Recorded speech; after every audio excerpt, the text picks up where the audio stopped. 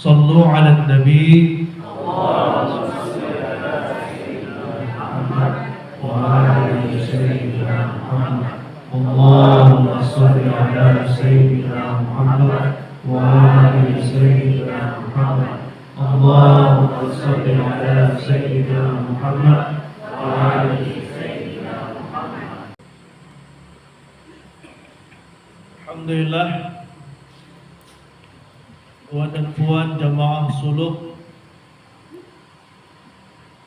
Bapak Ibu, Tuan Haji, Bu Hajjah, Tuan Khalifah, Bu Syarifah, seluruh kita yang berhadir insyaallah dalam naungan maghfirah, rahmat dan ridha Allah Subhanahu wa taala. Amin ya Allah. Kita bersyukur dengan setinggi-tinggi syukur Allah pertemukan kita kembali dalam satu perjalanan yang sangat indah. Perjalanan yang halus terlebih halus. Perjalanan yang sangat berat terlalu berat. Perjalanan yang sangat ringan terlalu ringan. Perjalanan yang sangat indah dan sangat indah. Semua itu kita lalui sesuai dengan rahmat, rasa dan makom yang diberikan Allah kepada kita. Tapi semuanya kalau niat karena Allah, ilahi anta maksudi waridhoka matlubi, insyaallah semua insyaallah akan menjadi jalan kemuliaan dan jalan keindahan sampai nanti kita berkumpul di akhirat di jannah insyaallah. Tuan dan puan yang dirahmati Allah, sebagaimana lazim kita akan mengaji adab lebih dulu. Mungkin karena kita semua di sini sudah pada bersuluk, tidak ada yang baru, maka adab ini saya persingkat. Nanti baru kita mengaji sebentar. Yang pertama, adab sebelum masuk suluk itu 7 perkara. Sebelum kita bersuluk, sebelum sampai kemari ada 7 adab. Yang pertama, mencari guru yang mursyid. Jadi kita teliti, kita ini hendak berguru kemana? Siapa gurunya? Kemana silsilahnya? Bagaimana pengajarannya? Kalau ini sudah dapat, oh silsilahnya kemari, pengajarannya seperti ini, tidak terputus, mu'tabarah, maka yang pertama insyaallah selamat. Mudah-mudahan kita di sini diberkahi Allah. Amin. Yang kedua,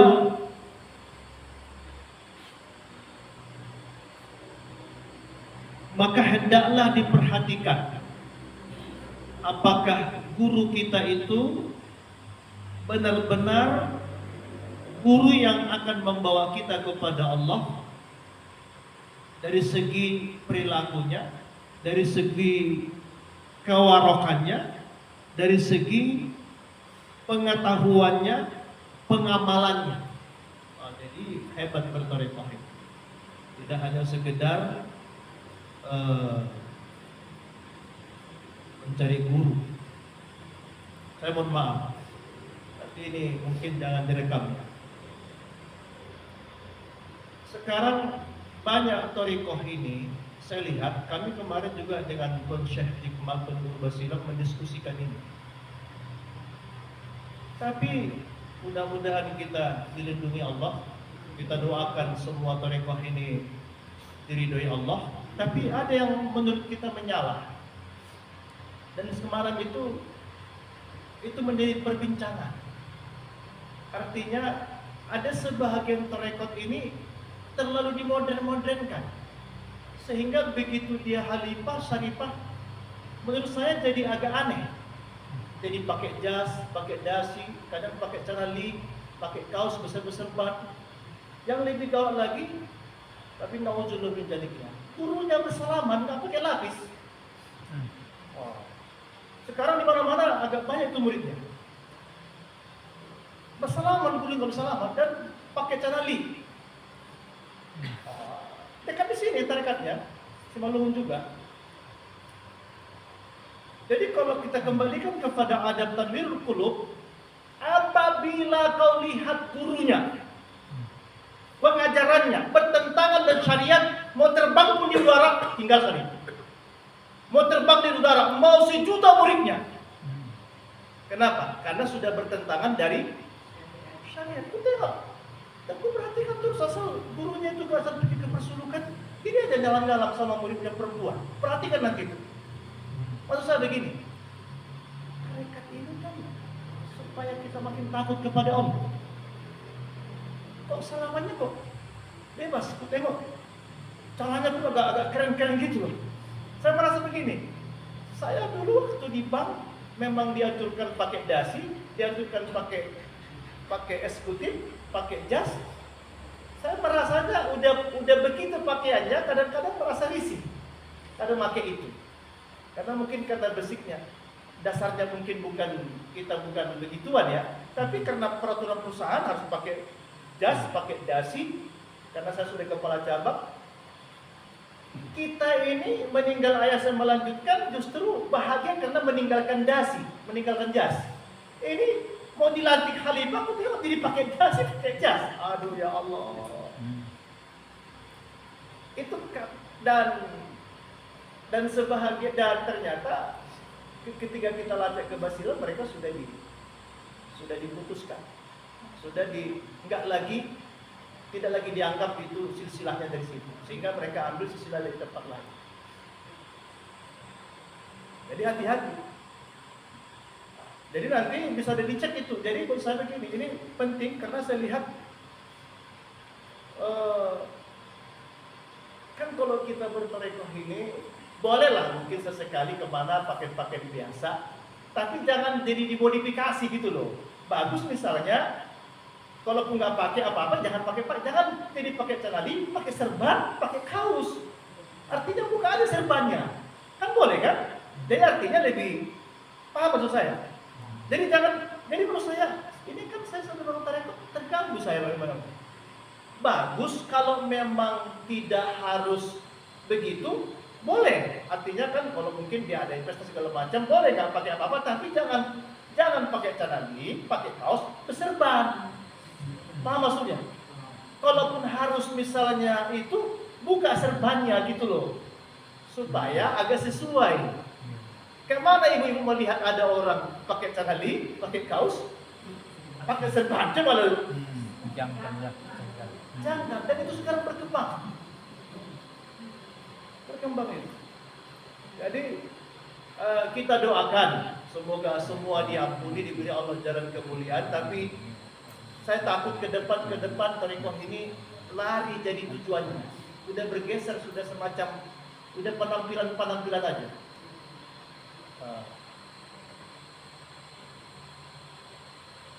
Jadi kalau kita yang silsilah kita ke Syekh Sulaiman Jufdi dari Sabtu Rokat, riba silam itu sangat kuat menjaga syariat ini, sangat kuat dari ayah kita pun dulu.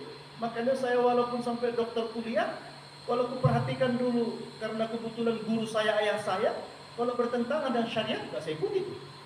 Tapi karena saya lihat pembawaannya, syariatnya, saya sebagai yang kuliah di UIN sampai S3 dia merasa takjub keistiqomahannya. Jadi kita langsung merasa ini ajaran yang benar, ini bawa kepada Allah. Kenapa? Karena kita lihat nggak bertentangan dengan syariat. Jadi ini perhatian sama kita supaya jangan kemudian karena rame, karena ini nggak kita lihat lagi adab-adab itu.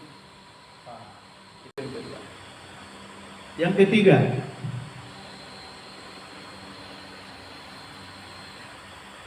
hendaklah selesaikan mana-mana yang membimbangkan suluk,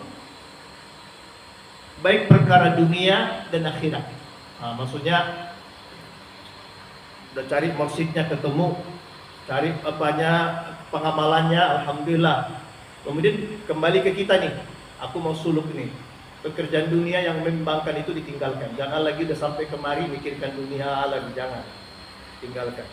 Yang keempat, bekalilah suluk itu dengan yang halal. Yang halal. Yang kelima, hendaklah diitikadkan dirinya pergi mati ke dalam kubur. Masya Allah. Jadi kita yang bersuluk itu diitikadkan sedang akan pergi mati. Memang kita ini manasik matinya ini, manasik mati. Manasik mati. Kita ini manasik mati. Jadi begini. Sekaligus setelah kita mengaji, saya akan sekaligus. Tahukah kita kemuliaan orang bersuluk itu? Bapak Ibu, kemuliaan orang bersuluk ini, kemuliaan amalan suluk ini. Yang pertama, suluk ini adalah jalan taubatan nasuh. Suluk ini adalah jalan menuntut ilmu Allah, ma'rifatullah. Itu yang kedua. Yang ketiga, suluk ini jalan untuk mengamalkan syariat agama. Suluk ini mengamalkan sunnah Nabi. Suluk ini mengumpulkan bekal yang paling indah. Kenapa? Karena kalau suluk dia dapat ilmu, dapat amal, dapat rasa. Kalau kami dulu sekolah cuma ilmu yang dapat, amalnya nggak tahu lagi kita itu. Walaupun kuliah di sini, tapi nggak tahu kita amalnya itu. Apakah berjamaah sholatnya, apakah dia berwudu, apakah sholatnya malah tidak. Tapi kalau suluk ini dapat ilmu, dapat amal, dapat rasa. Dan suluk ini bekal yang paling afdol, bekal yang paling mulia untuk perjalanan kita menuju akhirat. Jadi suluk ini amalan yang paling mulia, amalan yang paling afdol, bekal yang paling indah, dan yang paling terakhir, suluk ini adalah jalan mendekatkan kita ke dalam jannah. Apa hadisnya? Ada, man salaka torekon yaltamisu bihi ilman sahalallahu torekon ila jannah. Kata Nabi, siapa yang bersuluk, man salaka torekon, siapa yang bersuluk menempuh jalan Allah, torekon dengan jalan torikoh yang lurus, sahalallahu bihi, maka dia sedang mempermudah dirinya torikon ilal jannah, masuk ke jannah. Jadi jemaah yang dirahmati Allah, bersuluk ini sama dengan kita sedang menempuh jalan, mempermudah jalan, membuka jalan agar kita mudah kembali kepada Allah dan mudah ke dalam jannah. Itu suluk. Itu hadisnya sahih. Oleh karena jemaah yang dirahmati Allah, bagi kita yang bersuluk ini bersyukur. Sangat bersyukur. Bersyukur bisa suluk. Bersyukur diberi Allah kemampuan suluk. Kalau bagi tuan-tuan khalifah ini, Khalifah Badali sama Khalifah ini bagus, artinya lagi keadaan ada sesuatu tapi ikut tawajud Tuhan, ikut sholat Tuhan, itu luar biasa fadilahnya. Mempersamai adabnya ketemu, fadilahnya bagus. Tapi kalau ada waktu masbuk lebih bagus. Tapi ini bagus, ikut beramal, apalagi khalifah setiap saat bisa suluk kan, bisa tawajud. Ini jemaah yang dirahmati Allah, saya ingin menegaskan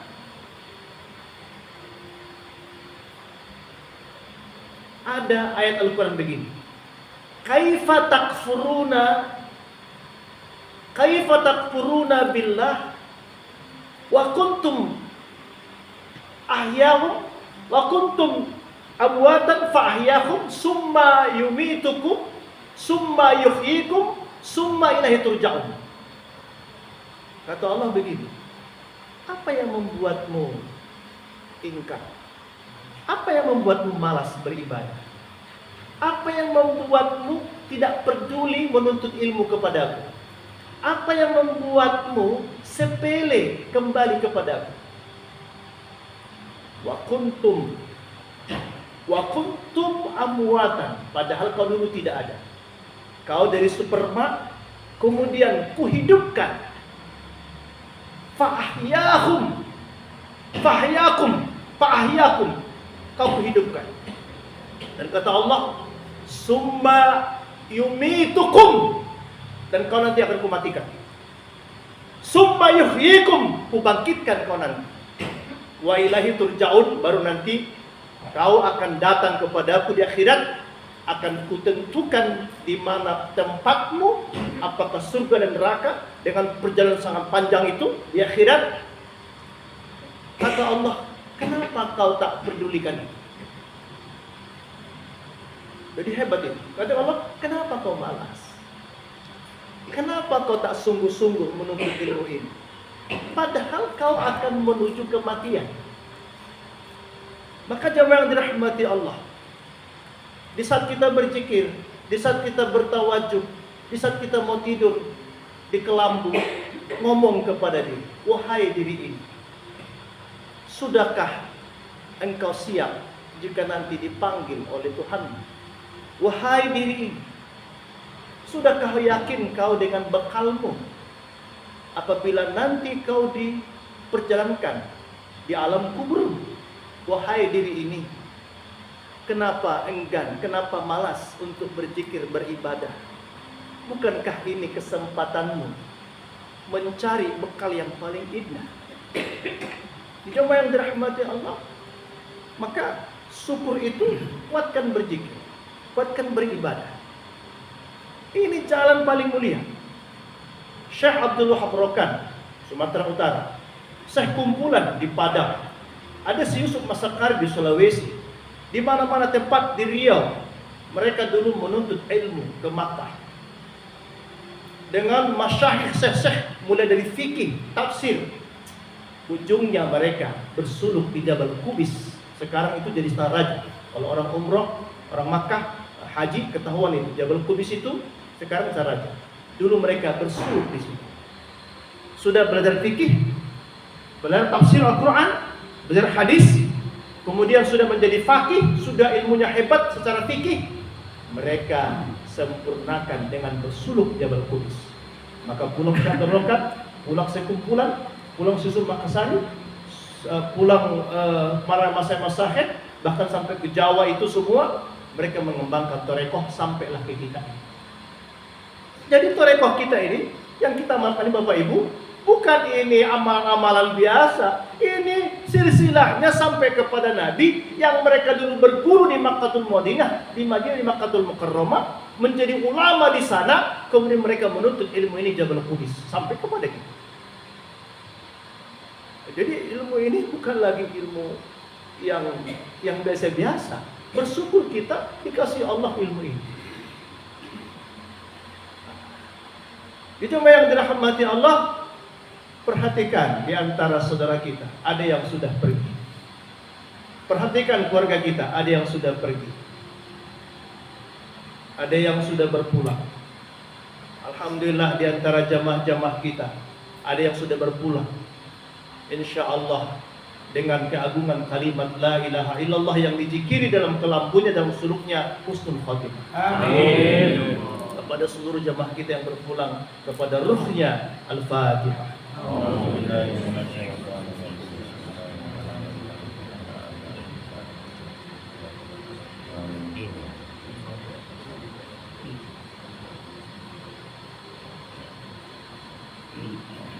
Ini kalau berdasarkan hadis, mereka ini menyaksikan kita. Farihin, mereka gembira. Orang yang mengamalkan zikir la ilaha illallah tidak mati, mereka hidup di sisi Allah. Farihin bima atau min fadli, mereka senang dengan orang-orang di belakang. Gembira itu maksudnya mereka menyaksikan. Nggak mungkin gembira nggak menyaksikan. Cuma yang dirahmati Allah, karena hakikat hidup itu setelah mati. Setelah mati. Baik, kemudian yang kelima, tadi itikadkan mati. Yang keenam, hendaklah dilakukan dirinya menanggung beberapa dosa yang sangat banyak, taksir yang tidak terhingga, sehingga kemudian waktu bersuluk itu, begitu dia istighfar, astaghfirullah, hadir dosa-dosa. Hadir dosa-dosa. Nanti malam-malam berikutnya kita kupas bagaimana keindahan orang bertaubat. Bagaimana kalimat istighfar waktu bertawajuh itu bisa menghapus semua dosa-dosa. Dan bagaimana Allah gembiranya dengan orang yang mengucapkan istighfar menetes air mata. Masya Allah. Itu nanti kita bahas. Baru yang ketujuh, apabila bertemu gurunya, maka hendaklah katakan, wahai Tuhan Guru, hamba datang dari lautan dosa, dari alam jahil, hendak bertaubat kepada Allah, mendekatkan diri kepada Allah, hendak mengenal Allah dan lain sebagainya, semata-mata tujuan ilahi anta maksudi wa ridha matlub. Itulah yang kita lakukan sampai kemarin kita menyerahkan diri sewaktu memulai suluk tadi pagi. Itulah luar suluk. Sekarang masuk ke dalam suluk. Dalam suluk ini adabnya 21. Yang pertama, mensucikan niat. Sampai di sini niatkan benar bersuluk itu karena Allah, jangan karena yang lain. Yang kedua, dibulatkan tekad untuk bertobat nasuha. Terus diniatkan untuk bertobat, bayangkan dosa waktu istighfar, dan berajam tekad yang kuat tak lagi kembali kepada dosa-dosa sampai ajal datang. Yang ketiga, mengekalkan air wudhu, batal wudhu.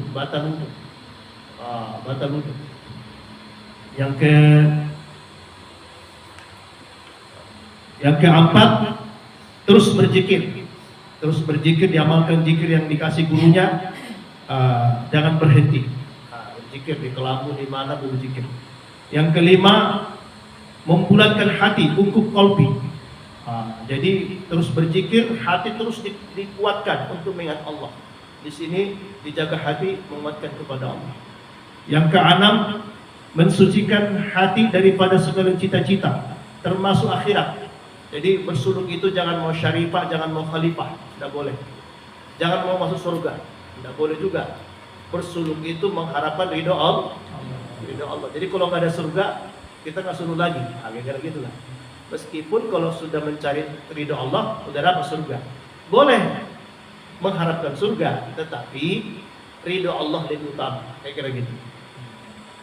Yang ketujuh, jika ada berubah perasaan dalam suluk, pendengaran, penglihatan, maka dilaporkan kepada wakil mursyid atau ke tuan guru. Jangan ditafsirkan sendiri, jangan dikasih tahu kepada tetangga ke Yang kesembilan, mengekalkan ingatan akan guru tidak bercerai. Jadi dalam bersuluk itu tidak boleh batin kita jauh dari guru. Dikekalkan ingatan, itikat aku bersama guru. Guru itu bersama gurunya. Jadi kalau saya tuan-tuan dirahmati Allah, mau makan, mau ini, apalagi mau ceramah, mau di kendaraan, mau siapapun, selalu saya hadirkan guru, itikatkan. Dan guru itu bersama gurunya sampai kepada Rasulullah. Itu jelas dalilnya. Wattaqullah wa kunu ma'as shodiqin. Kalau kau taat kepada Allah, kalau kau bertakwa kepada Allah, wa kunu ma'as shodiqin, maka hendaklah kau bersama orang-orang bersama Allah. Orang soleh akan dia bersama orang soleh.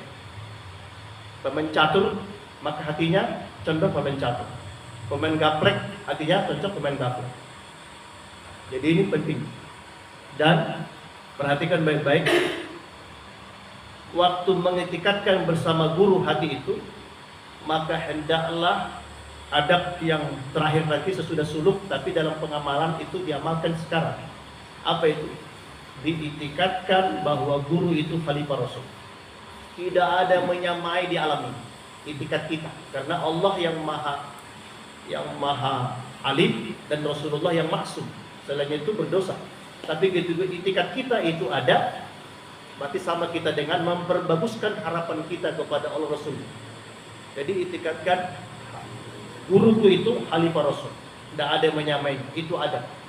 Supaya kuat mahabbah itu sampai kepada Rasul. Karena kalau ada sedikit ragu, nggak mungkin sampai kepada Rasul, apalagi sampai kepada Allah. Jadi dalam batin itu dikuatkan, ditingkatkan bahwa guruku khalifah Rasul. Tidak ada yang menyamai. Jadi nggak boleh berkurang kecintaan, keyakinan terhadap guru, walaupun sedikit jarang. Saya mengagumi banyak wali. Bahkan saya selalu menyampaikan kemana-mana tentang wali-wali itu sebagai bagian dari kecintaan kita kepada Rasulnya. Tapi selalu pintu masuk saya adalah guru. Jadi sebelum dalam batin saya tak berkurang rasa cinta kepada guru itu, dan dari situlah kita pintu masuk bertabaruk kepada wali-wali lain. Kemudian yang 10, mengekalkan sholat berjamaah, karena suluk itu syariat. Kemudian menghidupkan sunnah. Makanya kita berjamaah di sini, sholat berjamaah. Yang 11, hendaklah hadir lebih dahulu daripada mursyid. Diutamakan. Kemudian jangan 12, jangan bangkit dahulu daripada mursyid waktu berzikir, waktu bertawajuh. Tapi datang lebih dahulu waktu bertawajuh, mursyid lebih dahulu.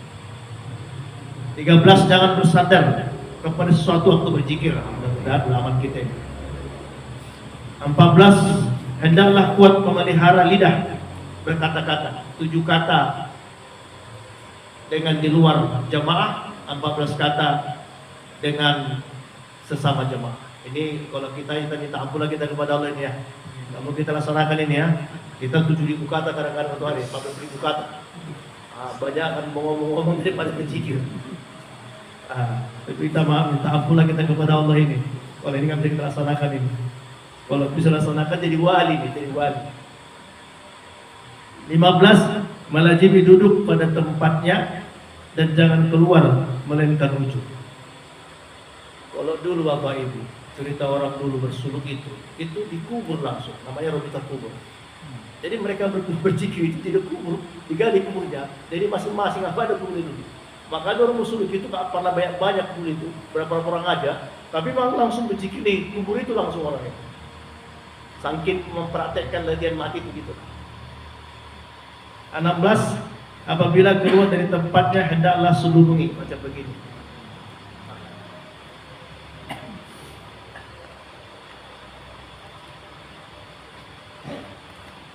17, mengekalkan menuntut rahmat Allah. Jadi dalam batin kita ini bertobat mengharapkan rahmat Allah. 18, banyak berbuat baik. Berbuat baik termasuk bersedekah, kemudian termasuk membantu sesama, berbuat baik. Penting apa yang baik-baik dilakukan di sini. 19, hendaklah beradab kepada yang khalifah tua, atau kepada syarifah yang tua. Di sini bukan perkara ini, tapi adab. Jadi adab yang tua, khalifahnya diutamakan. Yang ke-20, apabila sulit untuk mempermudah barokah dan hijab, maka diperbanyak sedekah.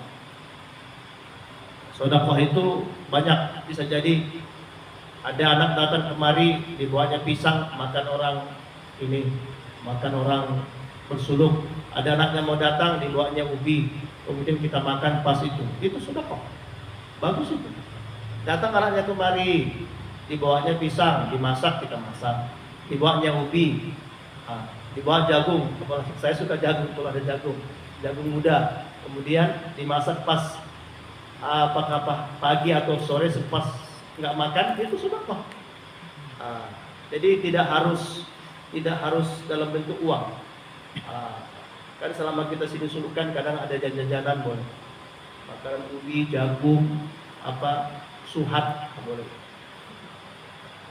Yang kemudian 21, hendaklah meninggalkan wirid yang sunat untuk membaca zikir. Maksudnya kalau belum khalifah, ini belum khalifah, Diperbanyak zikir aja. Sholat sunat apa rawatib ganti aja dengan sunat taubat.